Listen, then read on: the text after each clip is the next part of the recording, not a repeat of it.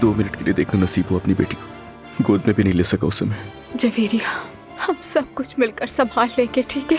मैं मानता हूँ कि तुम सब मुझसे नाराज हो, लेकिन जो रवैया तुम्हारी फैमिली का आज था वो मैं भूलूंगा नहीं। किसी को भी इस मामले में हक नहीं है दखल देने का। याद रखना, वो मेरी भी बेटी है और मैं अपनी बेटी को कभी भी नहीं छोड़ूंगा। वो बेशर्म कहाँ है जो आपका बेटा कहलाता है? बात है जनाब साहिबा। मैं तुम्हें यहाँ पर आखिरी बार वार्निंग देने आई हूँ। मेरी बेटी ने तुम्हारी वजह से अपना बच्चा खोया है। सिर्फ उसने नहीं, मैंने भी अपना बेटा खोया है। आप किस किस्म की माँ है? हाँ, क्या मतलब है? आपको तो चाहिए कि आप उसका घर बचाएं, बल्कि आप उल्टा आग लगा रही हैं उसके दिल में। जाहिर आपको शादीशुदा लोगों से आखिर नफरत भी तो है ना, क्योंकि आप खुद भी तो तलाक याफ्ता है।